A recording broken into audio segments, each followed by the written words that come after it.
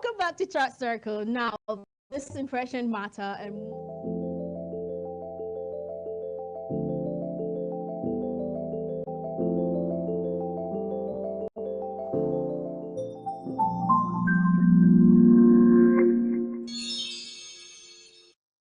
hello and welcome to another exciting edition of Chat Circle. It's another beautiful weekend and we are so glad you've joined us, okay? I'm your host, Nana Apina, and as always, we've got the lineup of the biggest stories making waves across social media, from news and lifestyle to entertainment, and the conversations everyone seems to be talking about.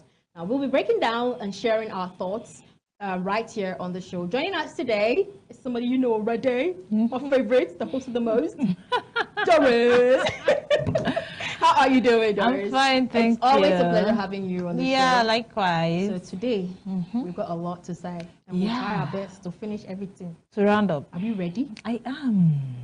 But then, before that, later on the show, we're actually going to be joined by a very special guest as we step into the fascinating world of fashion for our main conversation. So trust me, we've got a whole lot for you, and you don't want to miss any of that. But for now, let's dive straight into today's social media trends. And these are the stories making headlines. Ready? Yeah. Okay, so young woman reports herself to police after allegedly causing the death of her baby. So our first story on today's social media trend is one that has left a lot of people shocked and heartbroken. A young woman has reportedly turned herself into the police after allegedly causing the death of her own baby. Now, according to reports circulating online, she walked into a police station to confess to what had happened, a move that has sparked widespread reactions across social media. Now, in a video which you actually saw and reports shared online, the woman is said to have told investigators that she was overwhelmed by financial hardship, emotional distress, and lack of support.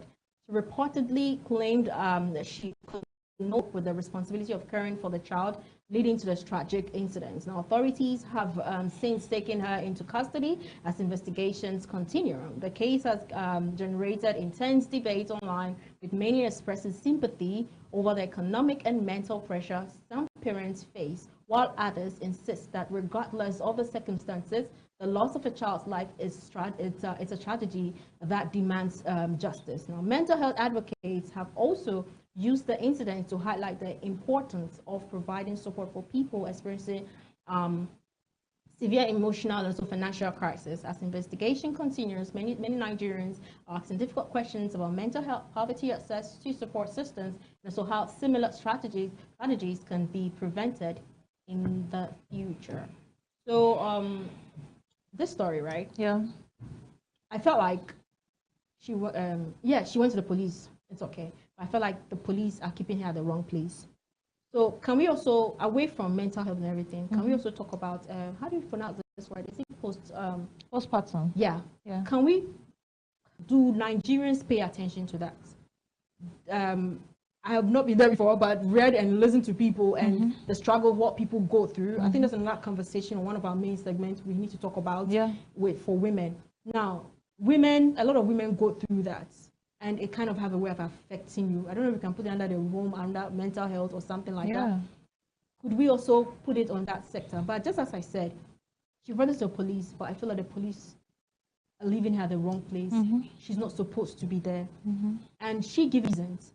And if you watch the video, which we're going to play right now, you realize that it's just not any kind of mental health. You could see the stress. Yeah, you know, I think we are not shedding a lot of light into this, into mental health in general, because it's not just for the. Can you tell Nigerian that, please, I'm having my mental health is like, do you have money? And eating? No, that's the first thing that will ask you. You know, first thing is even they'll stereotype you and ask if you are mad. Then they will now start asking you, have you eaten? Because maybe when you eat, the whatever mental health you're going through will disappear. But I think we are really not highlighting the need for people to pay attention to their mental health like we should. And when it comes to postpartum, it's not something that anybody can explain to you, because the way it happened to a person A is not the way it will happen to person B, you know. But postpartum is real.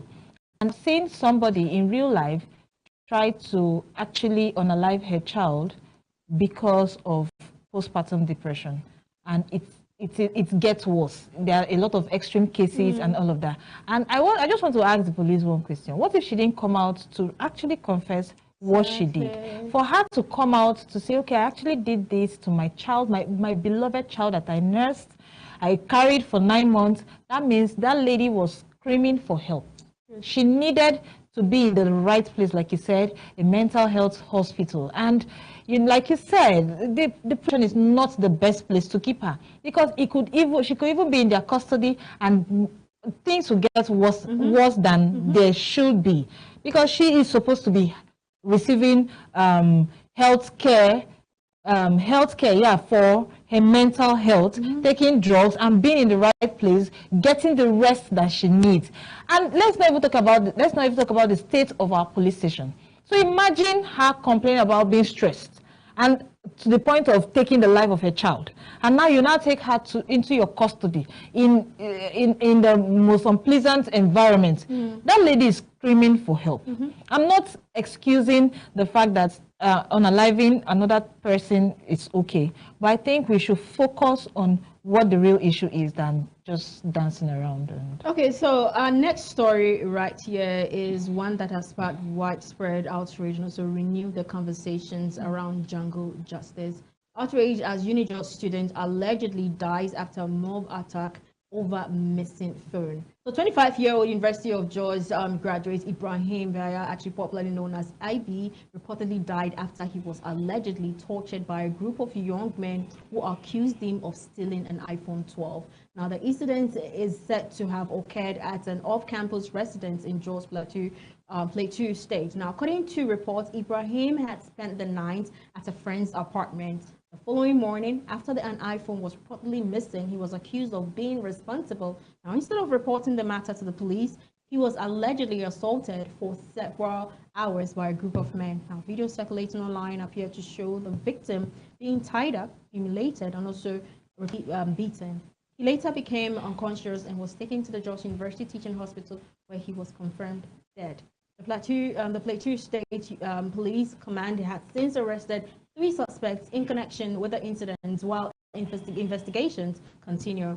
Police has condemned the act, stressing that no one has the right to take the law into their own hands, regardless of any allegation. Authorities also say efforts are ongoing to apprehend other individuals believed to have fled after the incident. The tragic incident has sparked widespread outrage, with the hashtag Justice for IB trending across social media. University of Jos Association and also the National Association of Nigerian Students, NAS, has also both condemned the killing and called for a thorough investigation, insisting that everyone involved is to be brought to justice.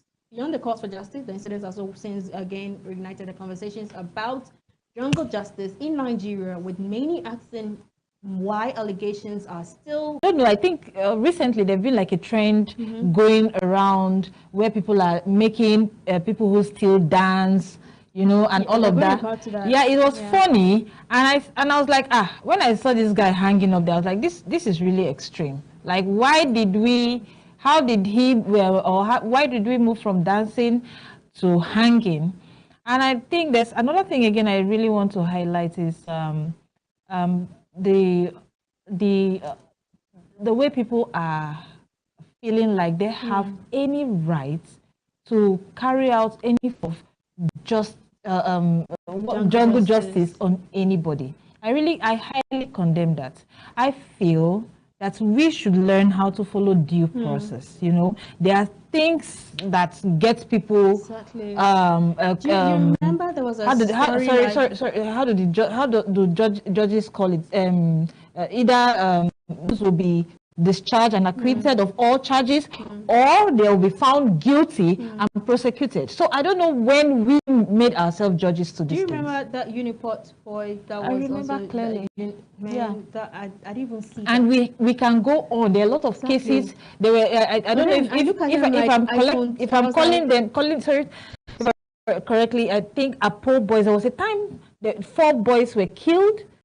There was a time 4 guys were unalived by the same jungle justice. I feel it's for this guy's case, just because of an iPhone. Can you compare any brand of iPhone to human life. I don't know why they feel that a phone can replace human life. You know, how do you compare the life of any human being to a mere iPhone, even if it is iPhone 20 or the one that is yet to come? Even it's not even like, I don't even see any reason. And to now think or see that this guy was innocent of all. So I don't know. I think there are more than 3 suspects. We should have the lady that he spent the night in his house. She should be brought to book. Okay, but I was really happy that they arrested, but though they were not able to get everybody, but I was really happy. A lot of people ran away. Yeah, they absconded. Yeah, exactly. Okay, moving on to still on the same story. Okay, I wanted us to talk about the incident because we actually went outside. So recent videos have surfaced on social media showing suspected thieves being made to dance, sing and clean gutters or carry what they allegedly stole before eventually being handed over to the police. Now, while some people actually believe that these actions serve as a deterrent to the crime, others argue that suspects should also simply be handed over to the law enforcement, just as you said about the mob, and also allowed to go through the legal process. So we actually took this conversation to the street to ask Nigerians what they think. So a lot of people actually shared their view, what they think that this new process, is it right and all that. So people actually shared it. So let's take a look at them. When we come back, we actually have a conversation on that too. Okay.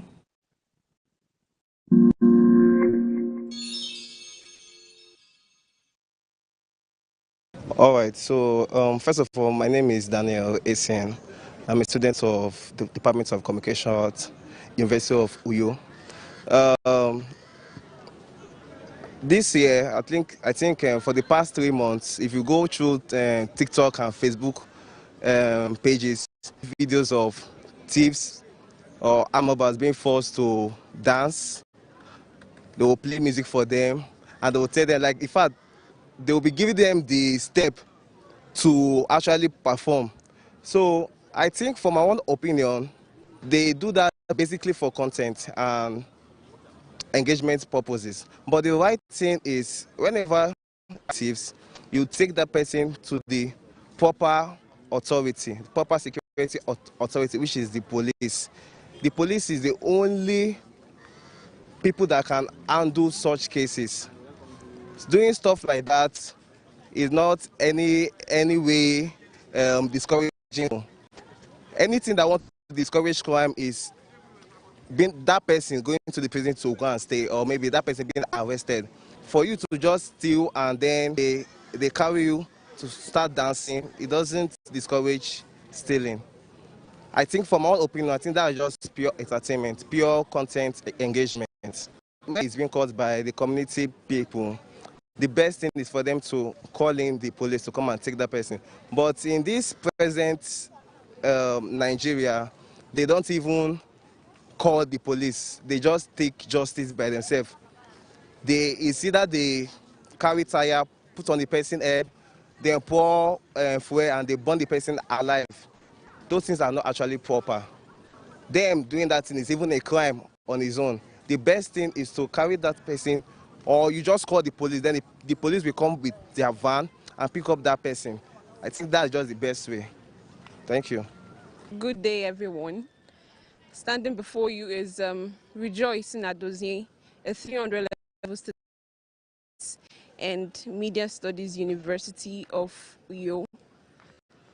Okay, in my own belief and stand, I'm going to say that public harassment, whatever you call it, is somewhat somehow a source of punishment to thieves or people caught in the act of theft.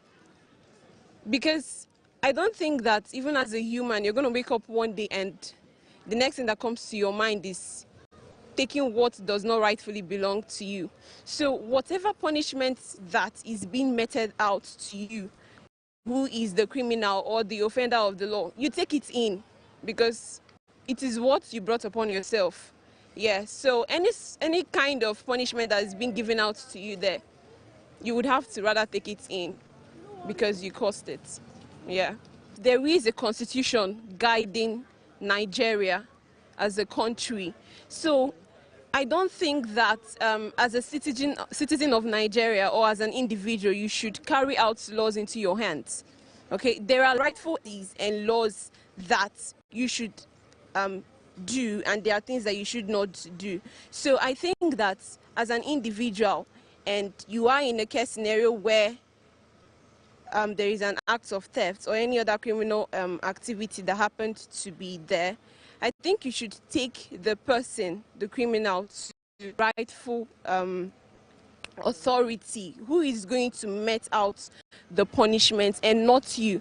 Because in a case whereby probably you are taking others into your hands and the life or a life is lost, you are also attracting punishment onto yourself.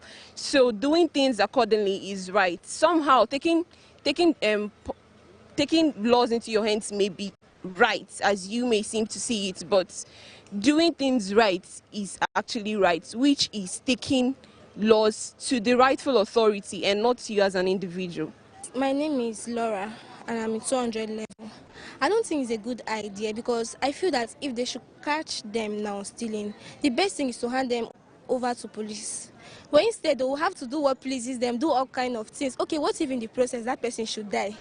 What will you do now? They'll do all kinds of things and whatever pleases them before they will not hand over the person to the police station, which is not fair. Though I know that stealing is not good, but there is a best way of handling it. That's just it. You know, the best is to hand them over to the police station. Like, what's the essence of, if you know that you will not hand them over to the police station, then why are you beating them? At the end of the day, when they finish, you'll still take them there. So it's not, as in, I don't appreciate that idea. I don't welcome the idea. I don't welcome it at all. My name is Michael Dominic, 400 level student, University of Uyo. Yes, it discourages crime and is also a form of entertainment in Nigeria because nobody wants to be humiliated. So people seeing these videos on social medias like TikTok, maybe WhatsApp status, others will want to avoid it in order for them not to be humiliated. So yes, it discourages crime. I don't think people should take laws into their hands because before something will push somebody to do a particular thing, like stealing, you do not know what person was going through that you decided that, oh, you should go and steal.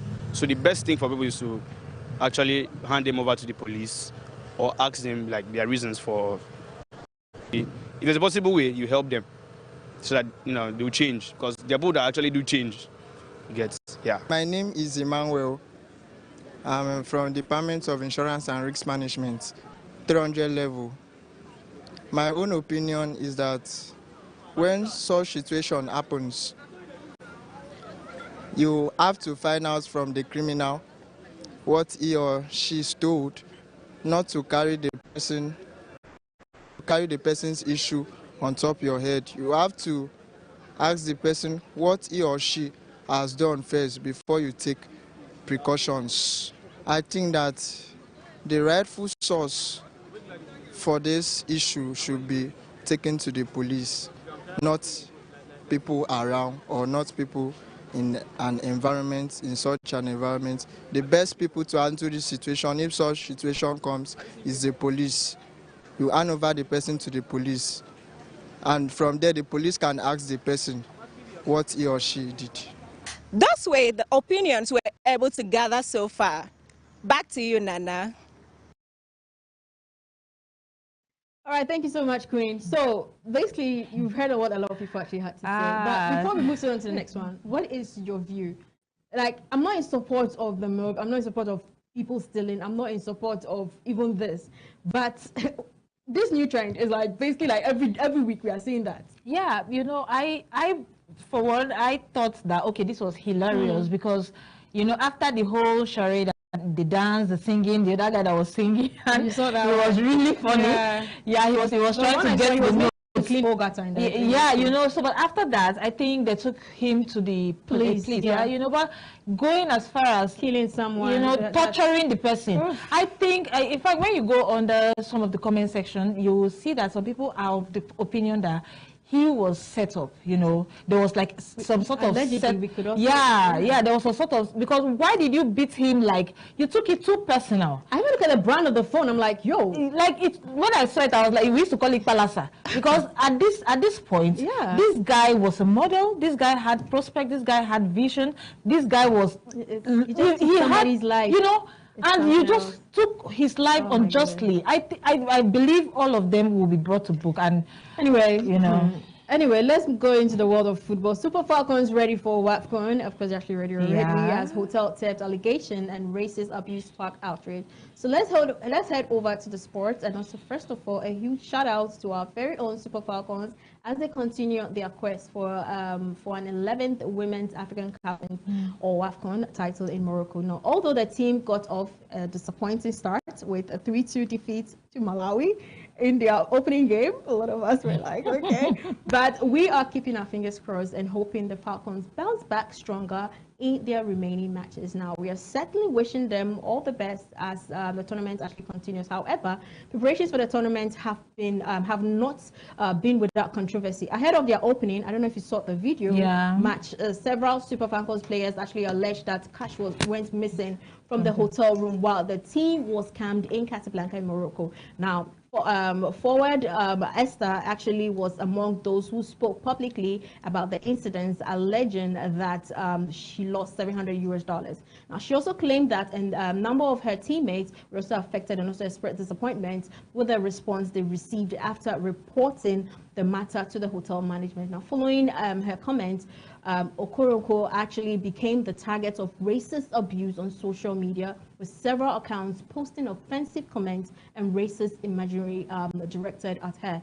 Now, rather than respond with anger, the Super Falcons actually urge everyone to choose love over hate, saying the team remains focused on the competition and then they will let the football their football do the talking. In a positive development, Moroccan authorities have since arrested a hotel employee in connection with the alleged theft. Police say the suspect has confessed while investigations continue and also efforts are being made to cover the players' money. Despite the off-the-pitch distractions, the Super Falcons also remain focused on their mission of bringing the WAFCON trophy back home. It's just that. Yeah. And Nigerians will certainly be hoping they begin their campaign on a winning note. They're not going to break our spirit, you know. Exactly. One of the reasons I actually brought this story was, I don't know if you went under the hotel's comments. They actually what should I say, they hid their comments. So you can't actually comment over there. Yeah, because I saw a lot of Nigerians commenting. Then over her own post, I felt like if somebody complained of theft in your hotel, why are your people set? Because I saw this monkey images and stuff. And football, over the years, we keep hearing, how do we call it? We keep hearing racist talks and everything. There was this Manchester United fan, oh my goodness, I've forgotten his name, Rashford. There was this racist around him. I think we can go on and on. Even the recent football that we also had one with Matt Pay too. So the racism that comes in football and soccer is, I don't know how to put it, but it's crazy how every year we keep having that. And soccer is supposed to unite us, it's supposed to bring us together. And it's just not making sense. How do you call somebody a monkey? You know, I think, you know, the funny thing is that I think Africans are easily forgetting that we are all Africans. We are all, this is AFCON, for Christ's sake. This is not the World Cup. And it got me thinking, like, where's Morocco? Yeah, you now have to go back to the map and okay, this is Malawi, this is Morocco, and you are all Africans, and you are being racist. Some of them actually believe they are not Africans. Yeah, like those Moroccans. Yeah. You know, we've told them that, okay, can you go and join the European Union? In fact, they've applied to join the European Union, and they sound like I will be saying that with respect to I'm the best. Though our first game, but I'm wishing them all the best. Let's just pray. You know that energy. 4 years ago, we also pray that it comes back again. Yeah. Anyway, moving on to another controversy in Lagos. Some of us are not happy. Our entertainment, so this story has divided up, should I say, opinions across social media. Tyler, Lagos concert sparked mixed reaction as calls for boycott had trend online. I support. Like everybody is just saying a whole lot. So Grammy-winning South African singer Tyler has officially announced her first ever global headline tour, the A-pop World Tour, in support of her newly released album. The tour, announced in July 27th, will take her across Europe, North America, Africa, and Lagos, Nigeria, confirmed as one of the African stop. Now, her Lagos concert is scheduled in December 2026, 30 December. While many Nigerian fans are excited about the opportunity to see the water hit maker perform live, not everyone is celebrating. Since the announcement, calls to boycott the Lagos concert have gained traction online, and some Nigerians citing recurring xenophobic attacks against Nigerians living in South Africa. Now, others have questioned why Nigerian fans should support South Africa artists when they believe Nigerians have not always received the same level of support in return. Burna Boy way back. Now, on the other hand, many fans have pushed back against the boycott campaign, arguing that music should unite rather than divide people. They believe Tyler should not be held personally responsible for political or social issues between the two countries, and say artists should be allowed to connect with fans across Africa without controversy. As the debate continues online, the thing is certain: Tyler Lagos stop has become one of the most talked about days on her world tour, and many will be watching to see how Nigerians respond when the concert finally arrives in December, which we're still not sure. People are still talking about it. People are still, in fact, there's a whole petition going on about it. Talk to me, darling. I think I can't even believe you saying that that show is going to go on. I think whatever I petition, believe it. I'm not trying to sound xenophobic. We really don't have issues with other nationalities coming to our country and having the best of their time and all of that. But I think you know, there's something about when a celebrity lends their voice on a trending issue, you know. So I believe that her silence meant she stood with her people, because you can't be sitting on the fence. think that's where a lot of people are angry about. Yeah, They felt like, yeah. You know, I saw one comment that really made me laugh, and the person was like, I'm sure there's a Lagos in South Africa, because it cannot be the Lagos in Nigeria. And I think you see how very strategic Tyler is and the management is. They're about to take advantage of the dirty December trend. You know. And actually, this particular conversation, for me, I could say that it's actually putting her album on the map right now, because there's going to be a huge listening. There's going to be like, okay, what does she have to do? But then Omoyele Soro actually made a statement saying that Nigerians should direct their anger at their real enemies, the criminal leaders, like he talked about the president, also alongside APC, who have destroyed our country, reduced our people to second-class citizens across Africa and the rest of the world, and the irresponsible South African leaders. Okay, here's about Cyril, whose failures actually helped create the conditions for xenophobic violence. No one should hold the talented musicians like Tyler liable for the crime of xenophobia. Artists are not responsible for the failures of politicians, etc. So I saw this comment, and a lot of people were really angry. Yeah, actually, people are going to be angry, but he's not wrong, because Nigerians lack the ability to hold their own leaders accountable. Because if we're in a working system, in a working country, I don't think our people would have been out there trying to seek for greener pastures and be humiliated the way they were killed. I can't remember. And we are not even talking about illegal immigrants, because their fight was against illegal immigrants. But the guy that was killed online and his video made its way to the social media was a legal immigrant, and he was doing well for himself. And I think, to be honest with you, I think even the South African politicians, their celebrities, they're scared of their own people, because something in the tune of "I condemn this killing" would have gone a long way, and Nigerians would have, because you see, the truth about it is Nigerians feel that if something of that nature was made its way online, or it was happening at all, you should lend your voice. And Nigerians will support it. Nigerians are the most supportive people. But it's just that we lack, like Shawere was not wrong, we lack the ability to hold our own leaders accountable. So, but if you look at it in a wide range, there's a lot of loopholes. We will hold this, we will talk about this, we will fix it. We need to fix the foundations before we start talking about building the house. You know, I can't remember some years ago when this xenophobic thing was really like, it was it was something else. I didn't even know that I was going to come back this year again. I can't remember when Burna Boy was actually talking about it. Yeah. Oh, this is threatening him. They really want him to come into their country. It is come and really perform. sad because... So I think that alone, people actually had to dig all that 2016, 2017 stuff, and then they had to bring it back. Like, this is what you guys did to our artists. And recently, you know, Chidima is also going through this. Yeah, exactly. This alone you know, I saw a video of Chidima coming out of the court and she was being and this chastised. was making people not even comfortable with it. Like, yo, did you intentionally do that? Like, you know very well that the two, your country has been taking away Africans. Now, some of the Africans, should I say, just that Nigeria is just one of the African countries that has been mentioned that you'll be making it. Some of the African countries that you're going to, the question is, are they also going to say the same thing?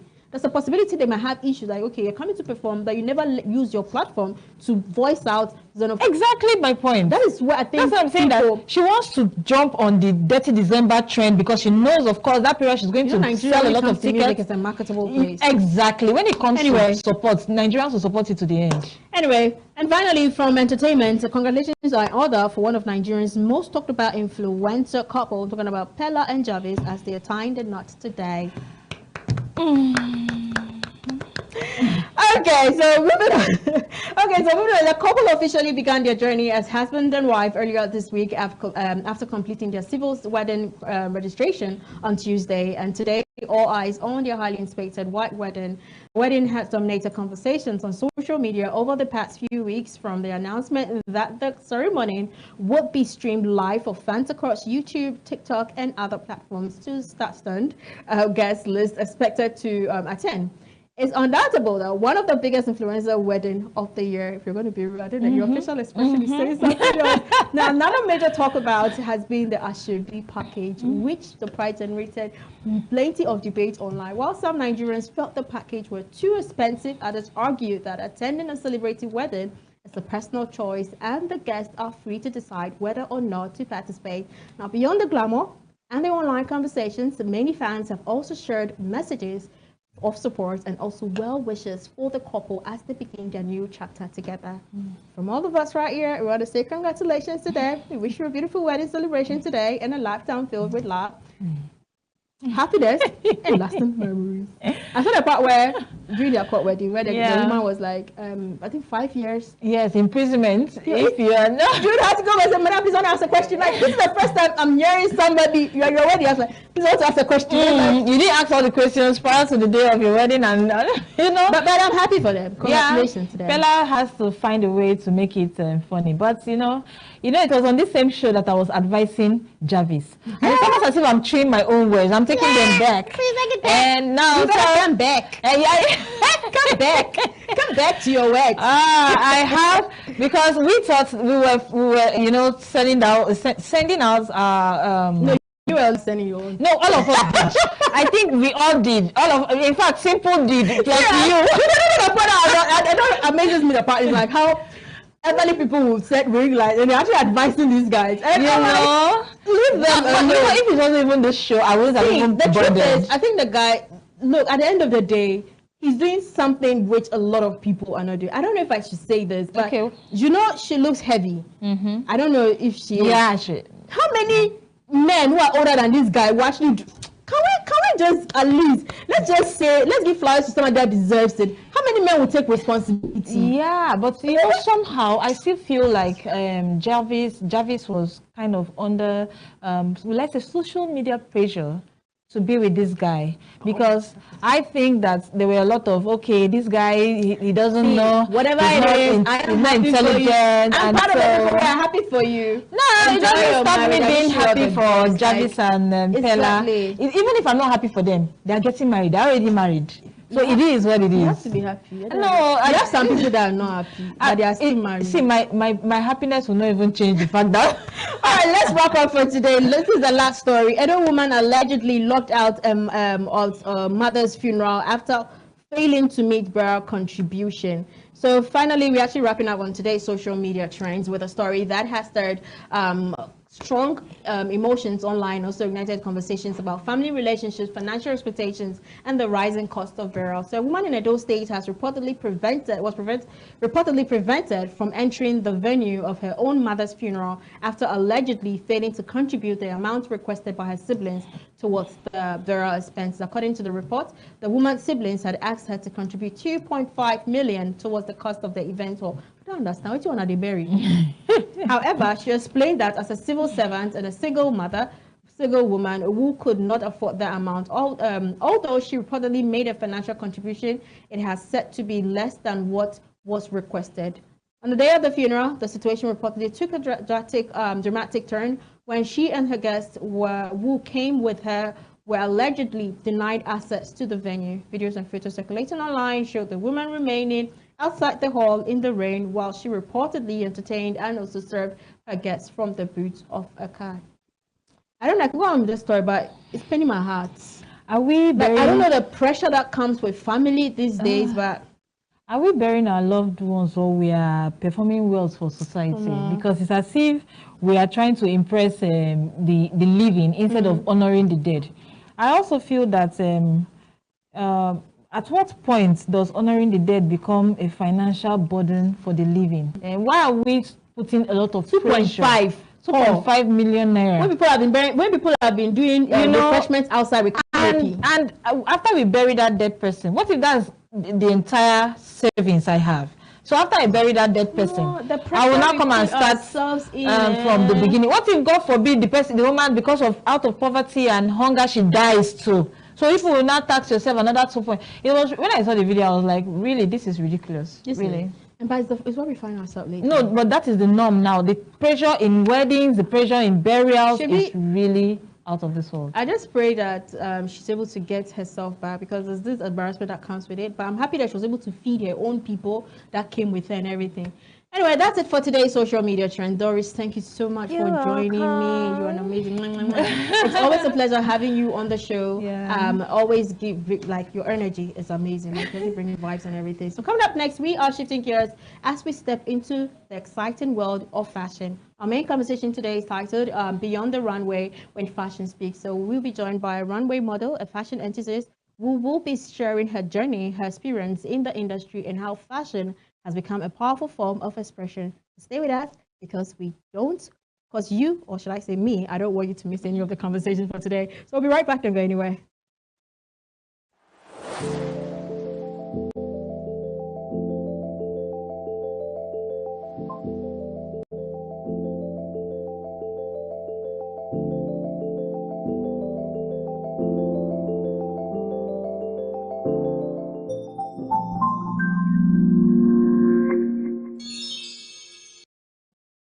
Welcome back to Chat Circle. Now, the say first impression matter, and more often than not, the very first thing people notice about us isn't our voice, it's about what we're wearing. Fashion has become much more than clothing. It's confidence, identity, creativity, and for a whole lot of us, it's a career.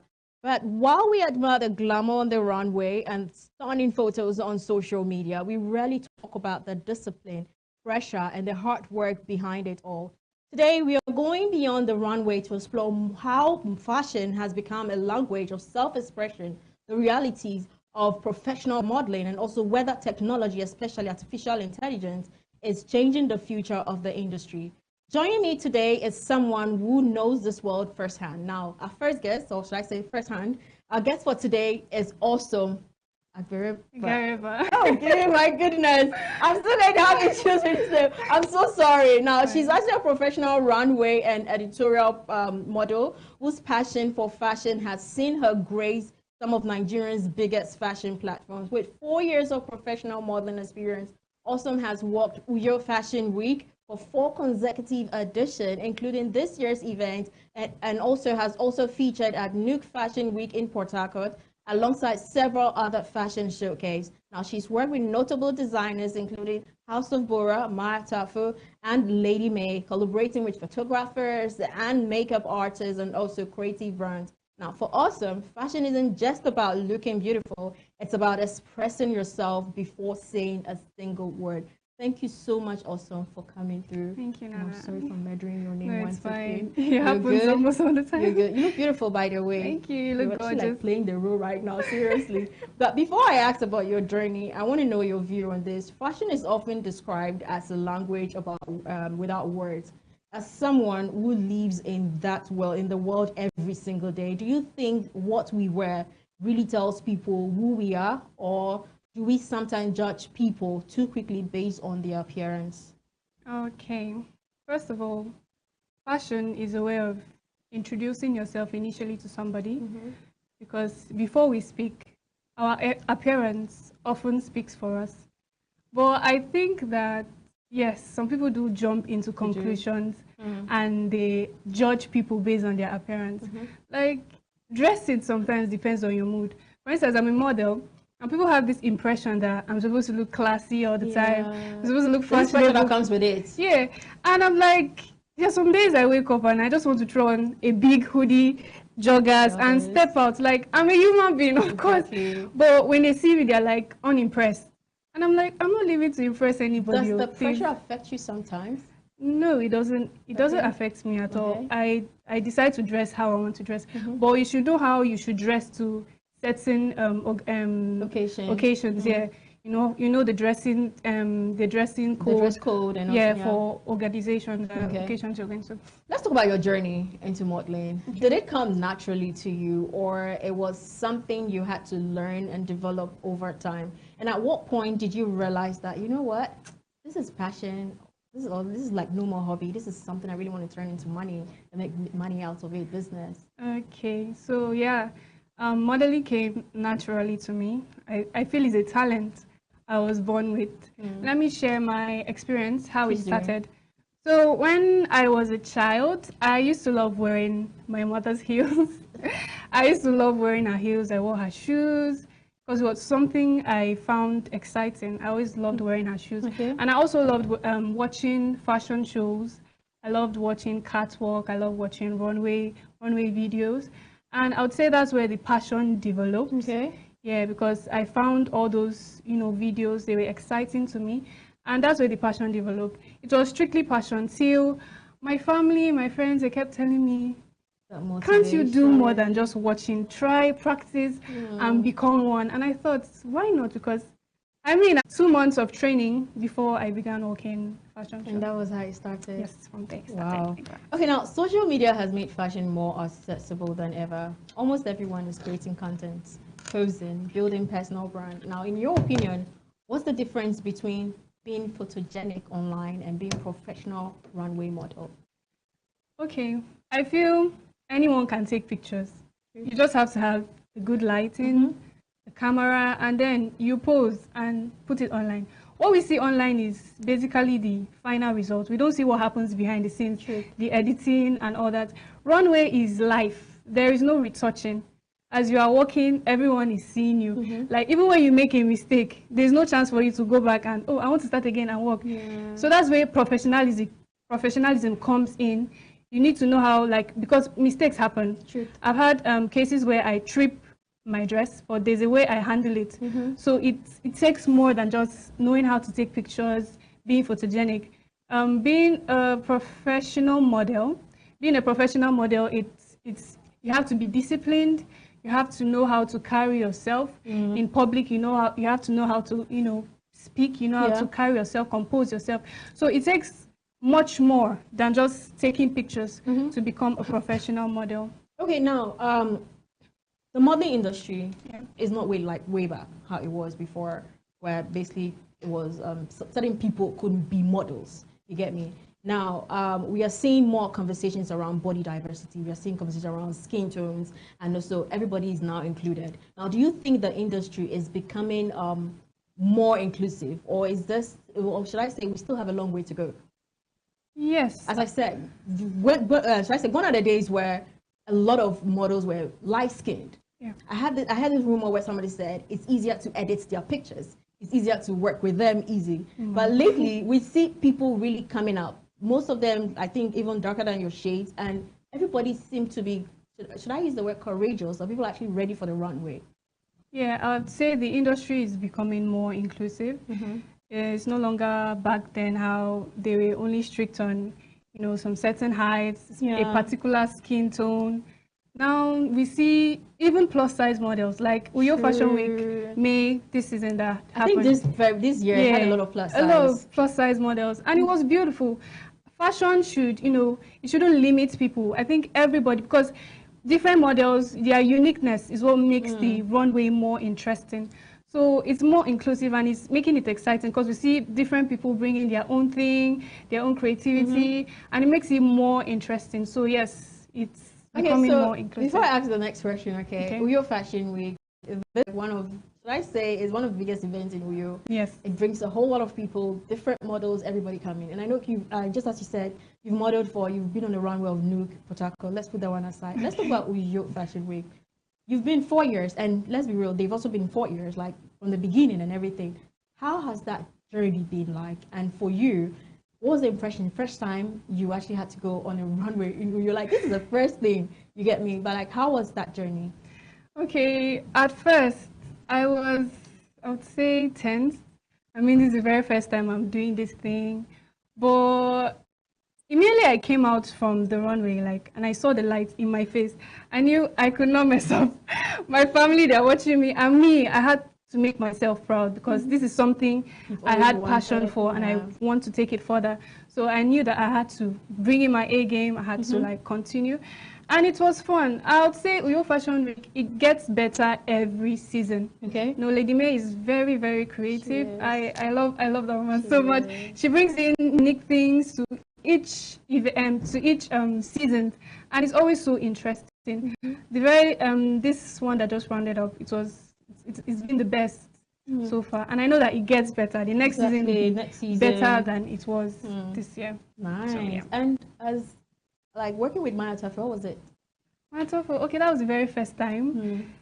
I was surprised because initially we had a casting call for model got initially selected, but Maya Tafel, he selected his own models. So the selected models during fittings, we worked for him to see. So if he liked your work, he'll say, okay, model your outfit. So me, I just walked. And then he chose me, and I was like, wow. And at that point, I didn't even know he was a big designer till later. I now discovered, oh my God, this man is a big man. The reason I actually asked is because I'm actually a huge fan. So I just was like, how was it? No, I have pictures of it. It was good. It was good. Okay, so this particular one right now, one of the station in fashion world right now is artificial intelligence. Now, some brands are already using AI-generated models and also virtual campaigns instead of traditional photo shoots, while others believe AI should only support creativity, not replace real people. Even brands experimenting with AI have faced public criticism over authenticity and also the future of creative jobs. Now, as someone in the industry, do you see AI as an opportunity or threat or simple, should I say, another tool? Now, before you answer that, I quite remember some years ago, P&G actually had drones model one of their handbags, their Milan handbags. And for me, it was kind of scary. I think it was part of the people like, and around that period, that wasn't so loud like that. But then this was what was happening. We've also had events where we have robots, or should I say drones still modeling outfits and other stuff. Doesn't that scare you sometimes? Probably you might be out of a job one day, or maybe, just as I said, most designers visualize their designs and all that. But when it comes to runway, when it comes to like walking, I don't think they can bring in that emotion that will make the crowd go, like, as a runway model will step in, and then the crowd, they can't help but cheer on, they scream because the charisma the person working with, the energy, the confidence. I don't think a simple robot can do that. You just program a robot to work like this, and it's work like I feel like I'm the robot right now. You're actually like debating with me that I get way better. No, okay, let's talk about the Nigerian fashion industry. Okay? Now it's receiving more global attention, even ever than before, with designers showcasing, should I say, internationally and also local fashion. With no, let me put it this way. Now, from your experience, what opportunities excite you the most, and where do you think the industry still needs improvement? Excited are you that like people are wearing our stuffs? Like when you go to most of these countries, you see a lot of Nigerian wears. People are embracing it, accepting it. People are recreating something out of it. How does that make you feel?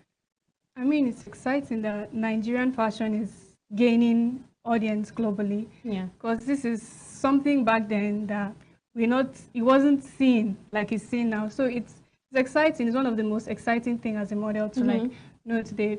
I'm excited because also young models are now seeing that modeling is now, because back then the model, this one, like, is that something serious? We even have kids actually going into kids are going to, and they're encouraging because we are gaining recognition globally now. It's now becoming an in thing. So I'm very excited about it because we have young people that are coming into the industry, new talents, unique talents, and then with that spirit, we'll keep growing, we'll keep progressing, and it's really exciting.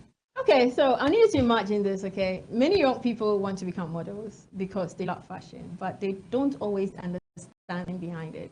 So now, if someone comes up to you and say, "Hi, Miss Awesome, please, I want to be a runway model," what advice would you give to them? Okay, first I'll tell the person that modeling is not just a hobby.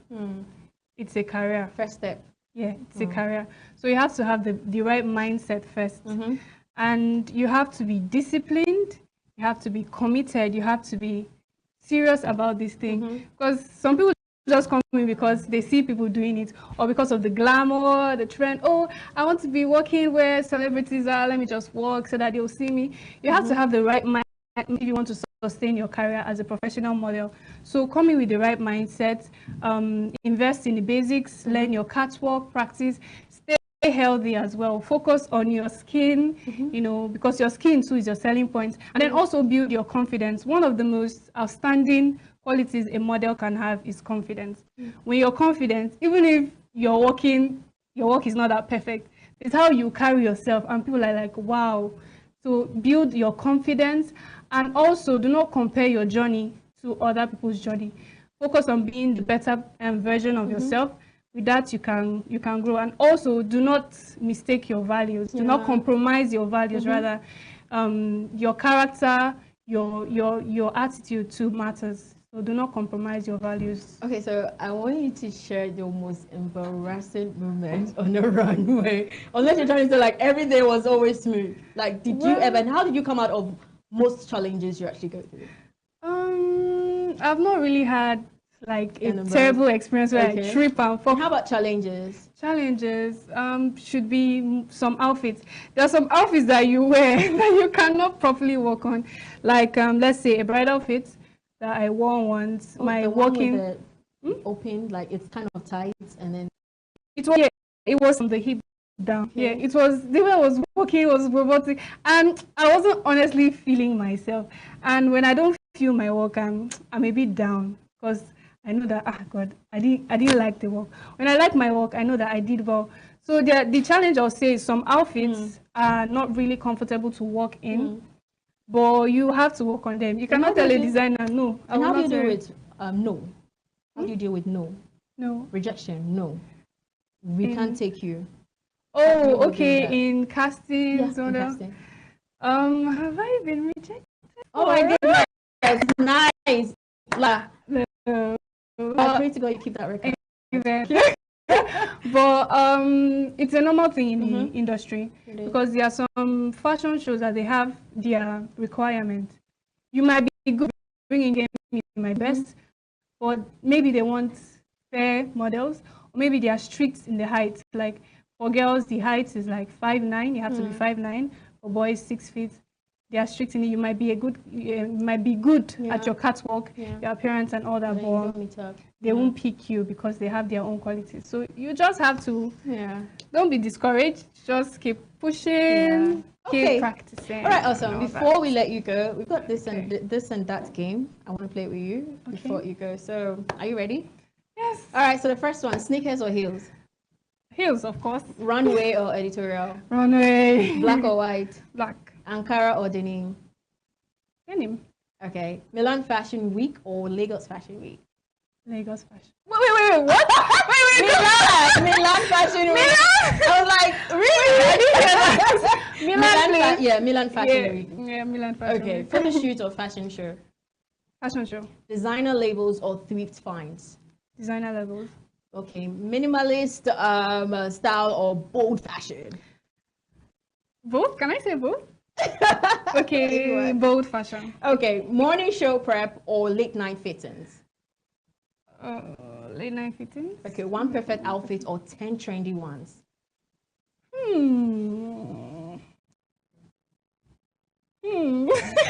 Wait. I'm waiting. One perfect outfit. I'm a perfectionist. Afan soup or white soup?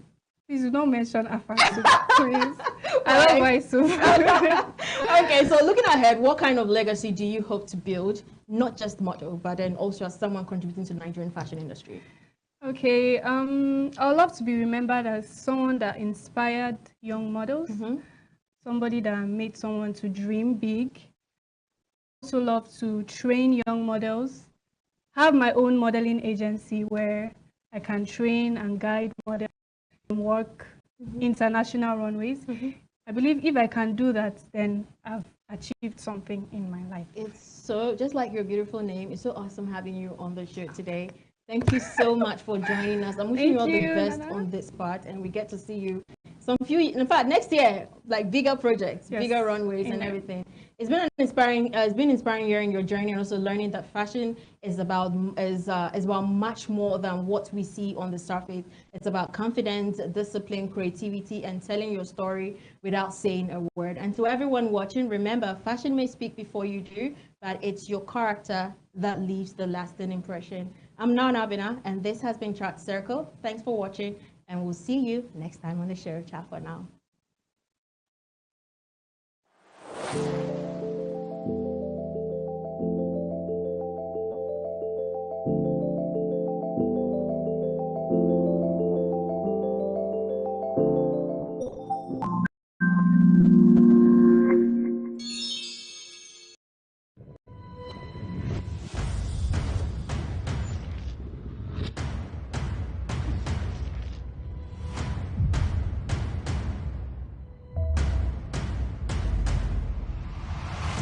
Adbn, a part of you.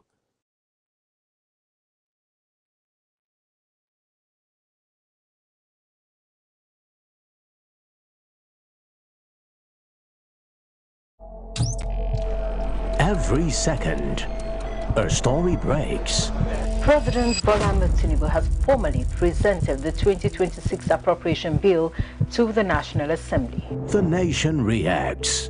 The world shifts. History moves